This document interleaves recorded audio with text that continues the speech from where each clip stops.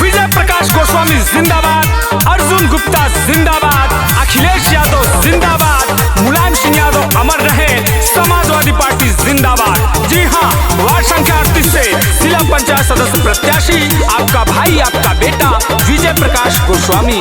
अब की चुनाव में बटई हाला, वार्ड नंबर 38 में बड़ा बोलबाला, वार्ड नंबर 38 में बड़ा बोलबाला। अब की चुनाव में बटई हाला, वार्ड नंबर 38 में बड़ा बोलबाला। जिला पंचायत बनावे के बायोबती जितावे के बाद क्षेत्र भर मिली एक जोट हो, जोट हो, जोट हो, कि हाथ जोड़ी पाव पड़ी कदी होट हो।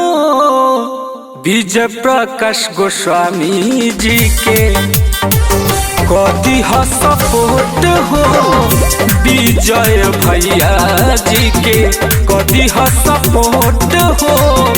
वार्ड नंबर 38 से वार्ड संख्या 38 से भावी जिला पंचायत सदस्य प्रत्याशी आपका भाई, आपका बेटा विजय प्रकाश गोस्वामी जी। सौजन्य से अर्जुन गुप्ता, आदित्य गौड़, आयुष पुरी जी।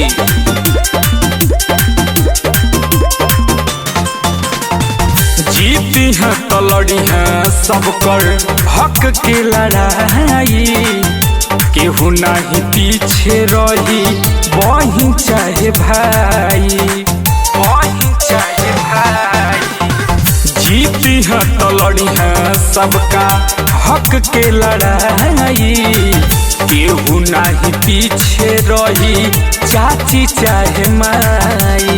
गली गली रोड बनी, नया नया काम होई, भैया के मन में न खोट हो, खोट हो, खोट हो, कि हाथ जोड़ी पाव पड़ी कदी होट हो।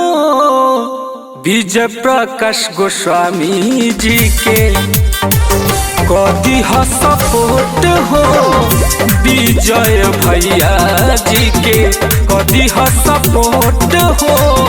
वार्ड नंबर 38 से वार्ड संख्या 38 के नौजवानों ने ठाना है विजय प्रकाश गोस्वामी जी को जिताना है।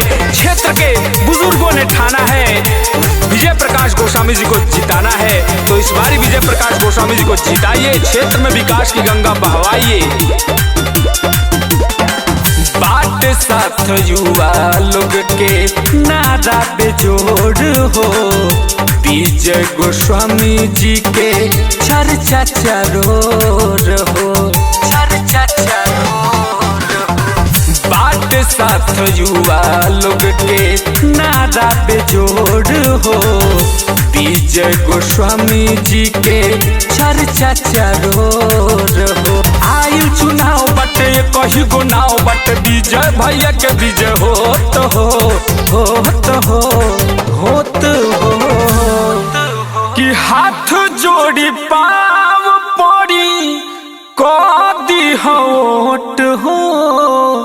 विजय प्रकाश गोस्वामी जी के कदी हो सपोर्ट हो, विजय भैया जी के कदी हो सपोर्ट हो। वार्ड नंबर 38 से